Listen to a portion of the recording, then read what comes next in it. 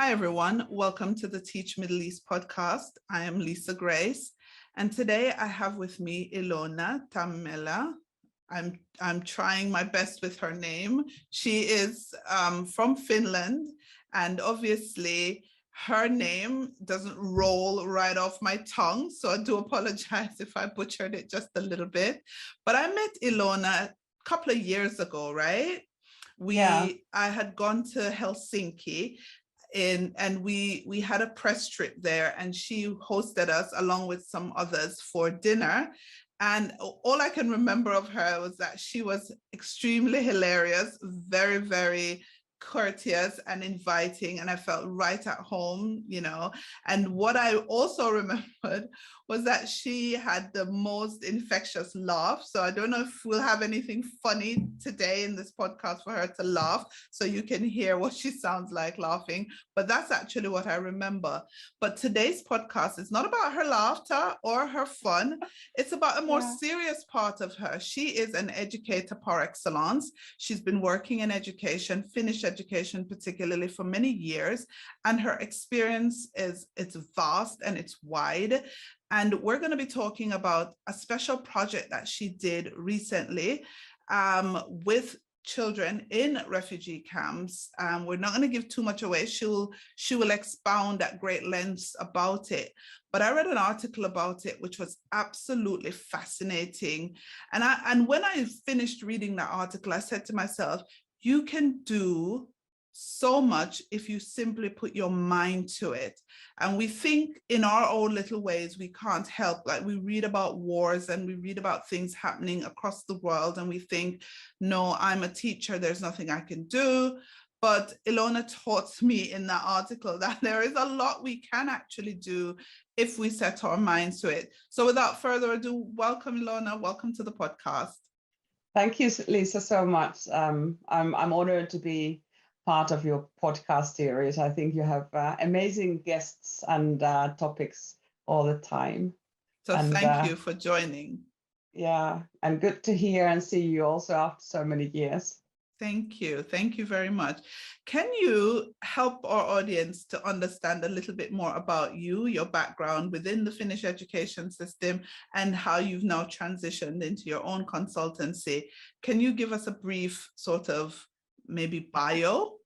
Yeah, it will take some time. I mean, I try to be brief. So first of all, I have master's degrees in educational science, and I studied at the University of Helsinki, and I've also been educational consultant just for the city of Helsinki, consulting kind of innovation and benchmarking innovation in different schools, and especially when we did the curriculum change in 2016, and I was also leading participatory issues in all of city of Helsinki, so 300 daycares, 100 schools, and so forth. So I was doing pretty much. And also at that time when we met, I was coordinating the Helsinki Education Week. And that was kind of the also part of the innovation, how to spread innovation from school to school, because usually teachers, they go from home to their own schools and they have no idea what is happening in the school next door. So that's why we wanted to have this kind of a week when teachers, together with even their students, can go to another school and learn what they're doing. So that's kind of the things that I was doing back then. The corona then, I jumped away from the city of Helsinki and made my own consultancy firm because there was so much demand also from abroad. I had been already in Hong Kong and, for example, in India teaching teachers, and I have been teaching teachers in Finland since 1990s. So I have a background in that. And that's why then I made the consultancy firm, and I was supposed to go to Spain in March 2020, but then what happened is the corona was so bad that obviously that was all cancelled. But then I received message for this particular project, what we're going to be talking about today. And the initiative was from the Ministry of Foreign Affairs. And then it was financed by the Ministry of Education and Culture in Finland, and it was done through the lifelong learning foundation of Finland that has actually been doing distance education for 100 years. But first of all, the distance education, if you think about 100 years ago, was via letters. So letter writing, you know, the teachers would put tasks on the letter and send it in a mail, and off it would go, and the people then who were learning would get it through there. So nowadays, of course, we have all the digital tools, so we can make it much more efficiently and quicker and so forth. Yeah, it's fascinating though that so many years ago, Finland was at the cusp of education innovation, and today people laud the Finnish education system. I remember on our trip to Finland, to Helsinki, I was just blown away by the innovation that I saw. And you know what stuck with me? What stuck with me was the space that teachers had to innovate. Like there was just nobody breathing down their necks saying you have to do it this way, and if you don't do it this way, you're incorrect. I thought they were just so free to try, make mistakes, and then make, you know, get learning from those mistakes and try again. And that was just beautiful. But it wasn't only with the teachers. When we went to that school as well, there was a school we went to in the city, the students were happy to experiment as well. They were happy to try. It was such a culture of innovation. I just thought, wow, what are we missing in the other parts of the world? Why can't we embrace that? And I'm not saying that, you know, any system is perfect, but what I saw in Finland was very, very good. And there are lots of elements in there that I thought that schools and you know, government bodies in other places could adopt and could really make good use of. Yeah, that why that is because we really believe in autonomy of the teachers.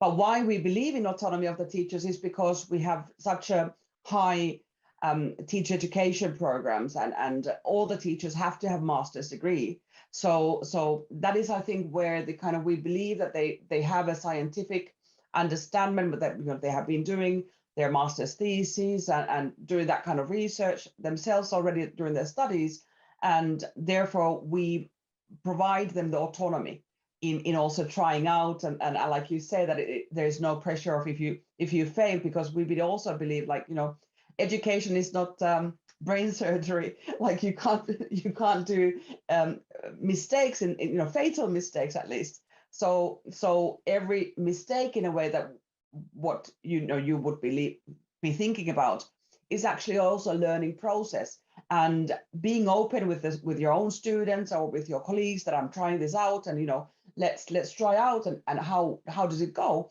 And then so the students also understand it. Okay, well, we'll try it out, and if it doesn't work, and then we can figure out why didn't it work and what could we do better. So there is this kind of a mentality, I think, altogether in Finland. And also this particular project, what I did now to the Al-Hol in Syria, there was nobody from the ministry or anybody telling me like what to do, what should I do. There was just a kind of question, can we do it? And I said, of course, you know, let's try. And then it really worked out, and we got really good learning results.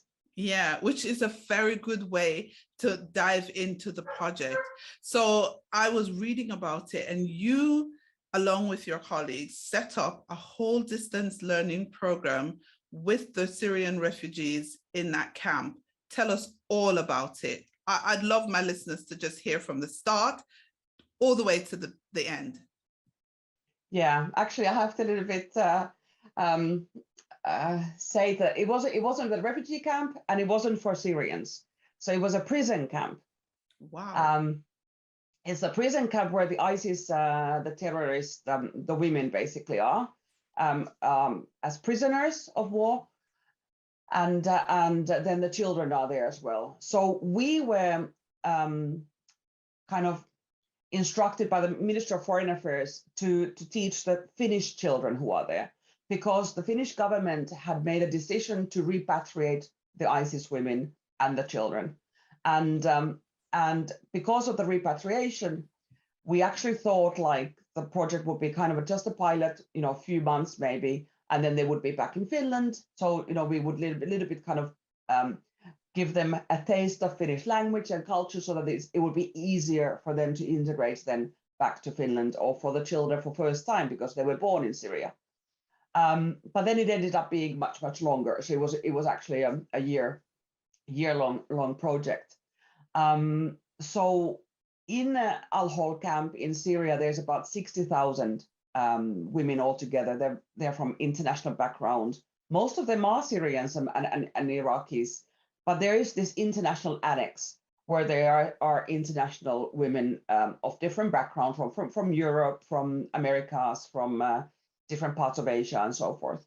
But then we had Finnish women there. The Ministry of Foreign Affairs Special Envoy Diplomat Jussi Tanner already had their phone numbers because of the repatriation. And so he was communicating to them via WhatsApp. Sorry, one second. One second, Ilona. How did they get there? How did these Finnish women get there? I'm just curious. Yeah, so they were taken as prisoners during the time when the Syrian war ended. The ISIS terrorists, were basically taken as prisoners. So these women had left Finland maybe 5 years ago, 4 years ago, 6 years ago,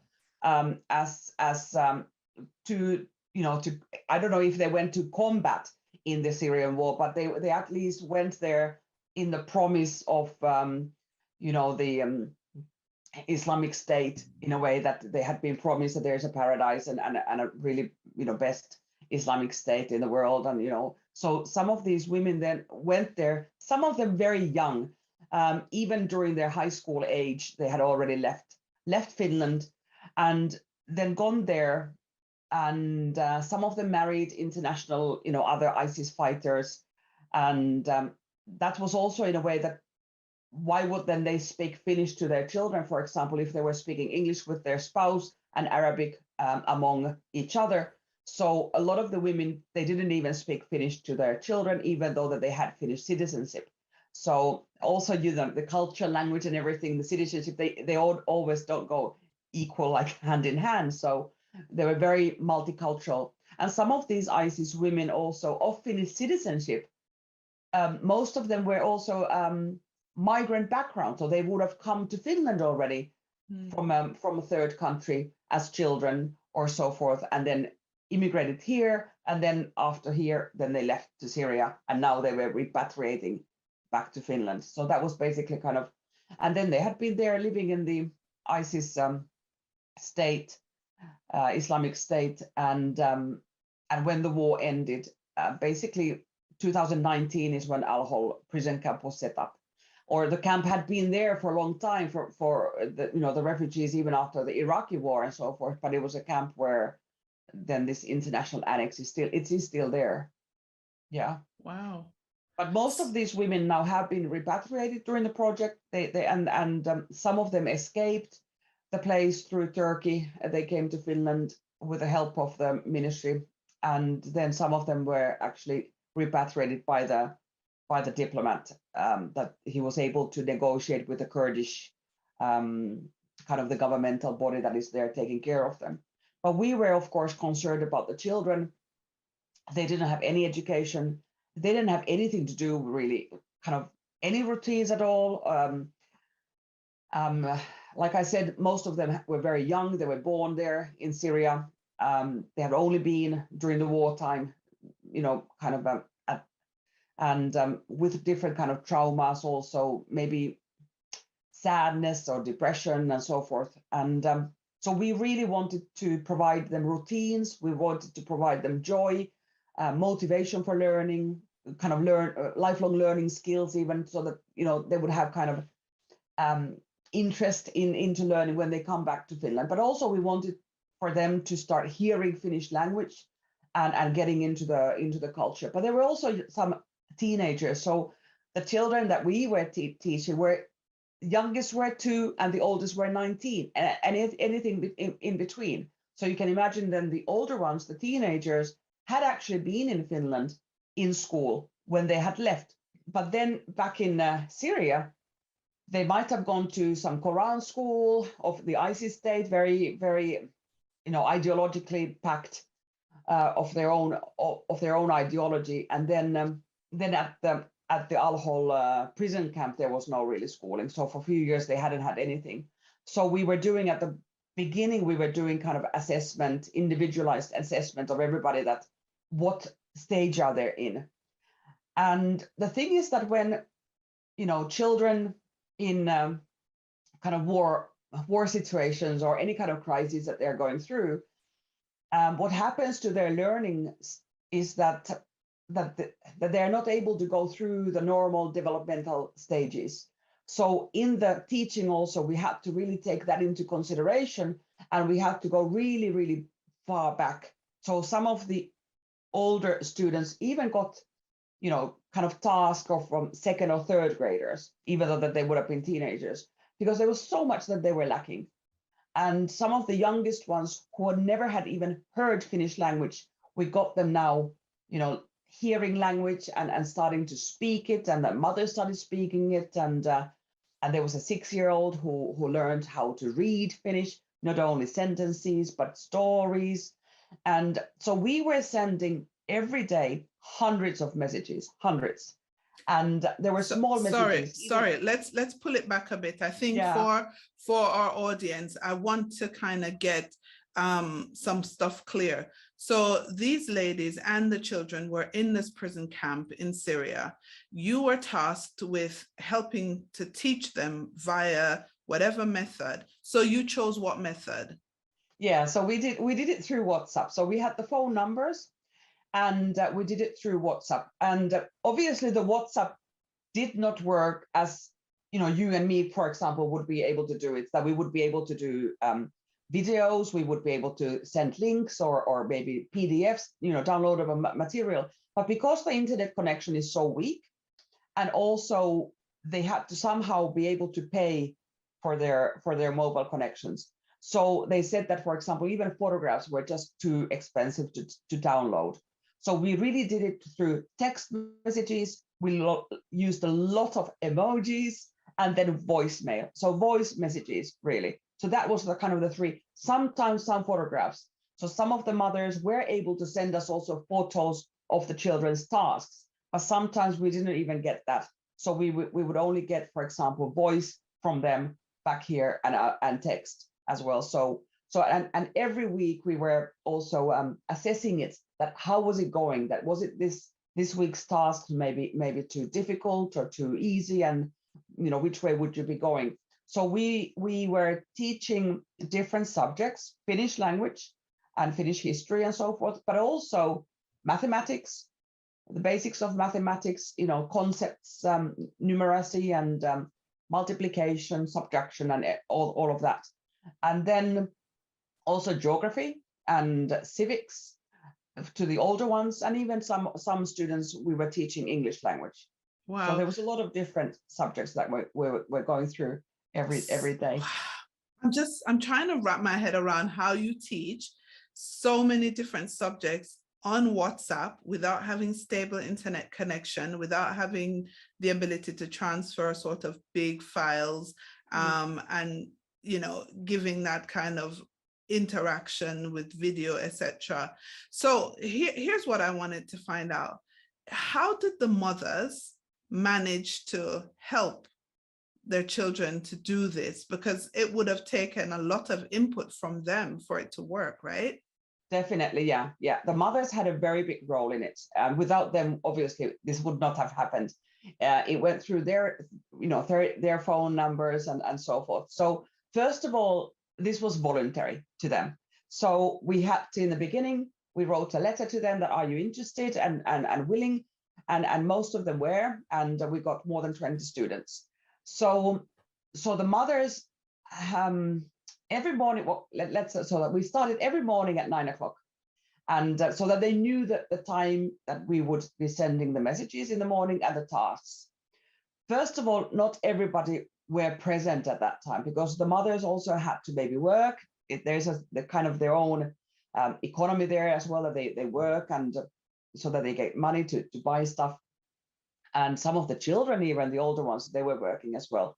But anyway, so at 9 o'clock, they would know that our messages would come. Some of them were there, and we would be able to also chat. But we had all kind of pre-designed which messages are going to go and in which order and to which children, because there were different levels of children. We had 4 different levels of tasks. We call them apples, strawberries, oranges, and watermelons. So the little ones were apples. They were learning the language and the basics of numeracy. Then there was the strawberries, who would be between 6 to 9 years old, learning already to read and write and these kind of things. And then the little bit older ones were oranges, from 10 to 14 maybe, and then from 14 to 19 would be the watermelons. So we had all arranged previously on the previous days that, this day would be going these messages and so forth. But then, of course, we always had to a little bit also be flexible, because if we realized that some of the tasks was too difficult, there was no point continuing, obviously, on that road. So then we would have to go back and into our drawing board and draw the messages again in a way, to write them again and what would be working. And for the mothers, they would, of course, need to, there was a lot of kind of voice messages, just, for the little ones, for example, just reading words. What are they? And they would need to have their children listen to them and maybe record their own voicemails to us so that we would hear, are they practicing them right, or are they pronouncing it right? Finnish language is also not related to English or Arabic or many other languages. It's kind of its own unique language. So, but they would need to be very, very active, the mothers. So, but of course, again, sometimes they had problems and troubles. For example, because the mobile phones are forbidden in the in the prison camp, so we were using a forbidden kind of methods as well. It was all done in secrecy and so forth. So they would maybe message us that, okay, the soldiers are coming, we have to put the phones away. We would say, fine, just put it away. And a few days, then they would come back. Or then there would be a storm. The sandstorm would come and the tents would fly away, and they said that they would take, a few days to recuperate, and we would say, fine, just take your time and come back when you are able to. Or it would be just too hot for them, 50 plus degrees in the desert where it is, and there would be, having no water. The children would be having diarrhea. There was a lot of different troubles. Some of them also just suddenly vanished. We didn't know where they were. And some of the women were transferred from Al-Hol camp by the soldiers to the other camp. There's a Roja camp as well. And that camp is more secure, or kind of that the soldiers would really strip them of all the phones, so the phones are taken away from them. So these kind of things, and it wasn't always so, easy going, but there would be little challenges as well. Yeah. Wow. I mean, this whole story is just blowing my mind, and I'm sure my listeners' minds as well. So how long was the program, and what was the end result? Yeah, so the whole program was about 1.5 years actually. But in the very beginning, we thought that it would be just a few months until the summer 2020, and they would come, happily back to Finland. Only a few did during that summer. And the first ones who came to Finland were actually the ones who had escaped the Al-Hol, and they had been able to travel from the Al-Hol camp to Turkey. And then from there, they were flown to Finland. So they would be the first ones to come. And those, then later during the summer, some other came as well. And then we realized that this is going to take much longer. So then we really started kind of developing the curriculum and for everybody. And we said, okay, let's take it really week by week and month by month. Then we had some women coming during the winter 2020, about a little bit less than a year ago, during the Christmas time 2020, and then some came during spring and last summer 2021. Some more. So it was they were not coming all at the same time, and that was always kind of for us that we didn't know who is coming and what time, and how to kind of end it to each one as well. So some of them just suddenly disappeared, and we heard, okay, they're back in Finland. Some women and children I met already also in Finland, and I helped them to continue also their own kind of educational path here, because the women had been so young that their own education had been interrupted, and then I helped them to carry on as well in that sense. But yeah, so it ended up really because most of them were repatriated, or the connection just totally got lost, and we were not able to continue anymore. There are some women and children still there. That was my next question. Are there still, and are there programs, or is there anything happening for them at this time? No, there is not. And no any other country had made anything like this.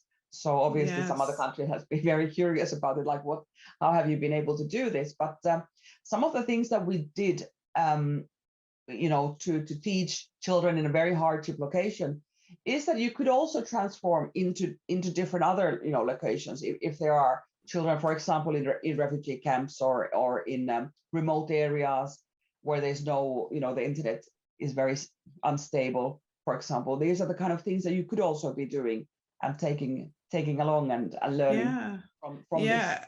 It's a very interesting case study. And the reason I find it so fascinating is because we often hear of the inequality in educational opportunities globally.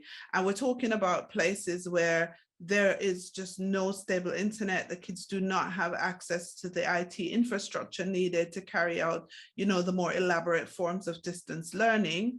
But something as simple as WhatsApp and voice messages over WhatsApp, no, I didn't think that it would have been possible to teach a curriculum and help students to learn basic literacy and numeracy and history and civics and things like that over that form of communication. What do you think could be done for countries that are looking for solutions? Do you think this could potentially be a solution for countries that are remote or struggling to access or to grant access to certain areas? Definitely, and we believe, we started from the fact that we believe that all the children have the right to learn. So we really believe in the universal children's rights, and that's why we started the whole project, and that to bring them also the joy, because they have really almost nothing there, and the motivation and lifelong learning skills as well, kind of that there are tasks that you have to do, and and they were also very active learning tasks, and not only just reading and doing that, but they also go and find maybe stones in your area and categorize them or calculate them, and using the materials that they had, the sand and the stones or the sticks. So we were really trying to put ourselves also into that particular environment. But what are the kind of things that do they have? They might have different kind of clothes and cutlery, and so these are the kind of things that we were really trying to use as learning material also, that so some of the tasks were interacted into the environment, but otherwise I really believe that this can be transformed and taken by other countries and other areas, because mobile phones, I mean, almost everybody have them nowadays.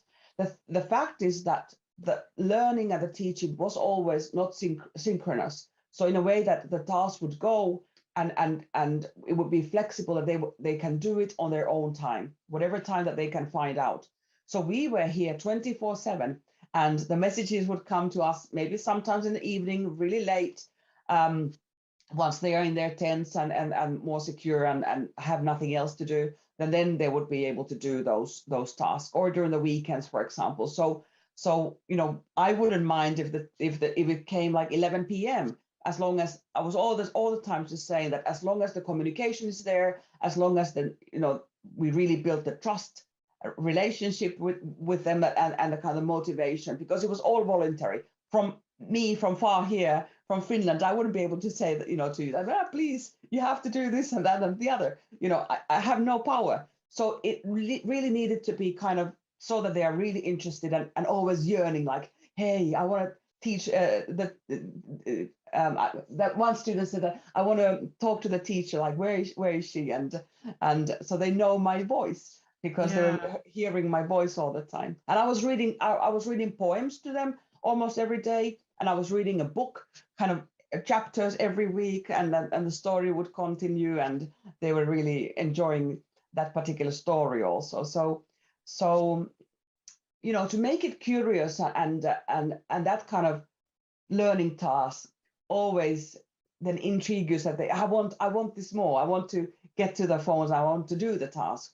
But when it's kind of mandatory and kind of really boring and not taking into consideration the child's abilities or the child's interests, then it can be, then you don't have any power how it would continue.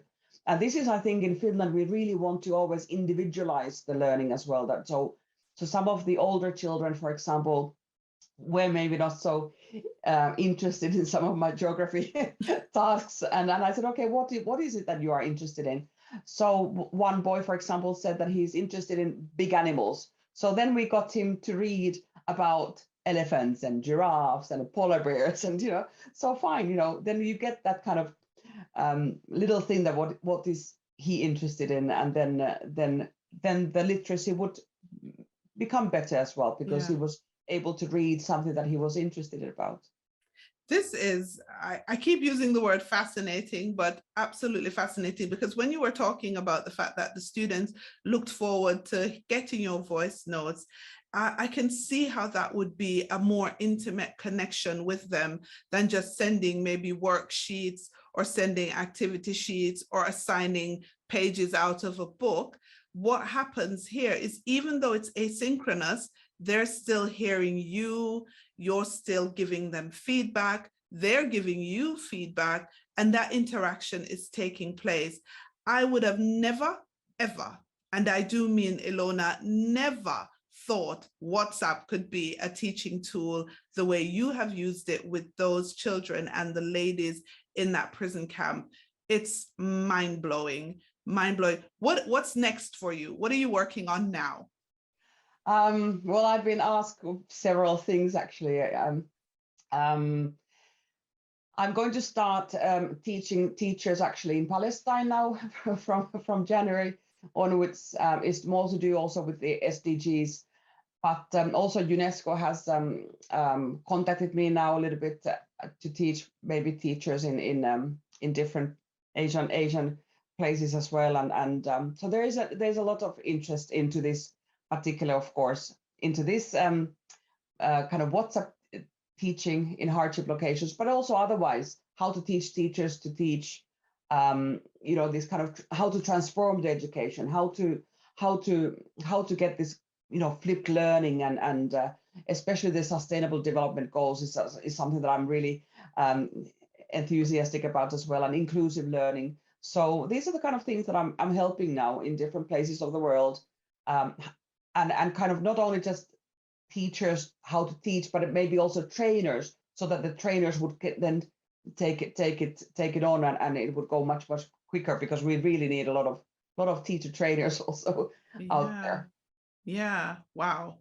How can people reach you if they want to learn more, if they want to just connect with you? What's the best way for people to reach you? I have been contacted in several ways. People can contact me through, for example, Twitter message, so at Ilona Taimela, and then I have been contacted through LinkedIn, of course, and but maybe Twitter is quicker and easier. Yeah. And then some people have sent me, Facebook messages, or there's been messages coming all over. But of course, then if people do have my email, it's ilona.taimela@helsinkieducation.com. So then through there as well, my email. Brilliant. I'm gonna put those links as well in the show notes, and people can connect with you to learn more. This has been fascinating. We're winding down. This has been fascinating. I have one last wildcard question for you. Okay, as a question I ask many school leaders and people who work within the education industry, and that is, what are your greatest, I would say, two greatest wishes for education in the future?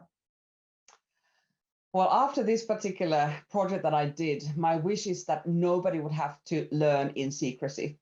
And I never kind of could have even understood that people have to learn in secrecy. So that's my wish is that we would make learning open. And unfortunately, it's not always possible. But therefore, the second wish is that even those people who have to learn in secrecy, let's make that also happen, because that is also possible. Because learning has to be universal in a way that is a universal right for everybody. And there's so much knowledge and everything out there that we people want to expand their minds and learn new skills and understand the world better. So I think after this particular project, I'm really wishing to make the education and learning accessible for everybody, even if it has to be in secrecy. That is such a good wish. Such a good wish. Thank you so much for being on the podcast with me today. It's been fascinating. Gosh, that word has been used a lot, but it has been fascinating. Yeah, thank you so much. And up here in Finland, we have like minus 16 degrees, and I know you're in the warm over there, but yes, come to Abu Dhabi, Ilona. Come on over. Please, let's make that happen as well. Yes, it would be brilliant. Thank you.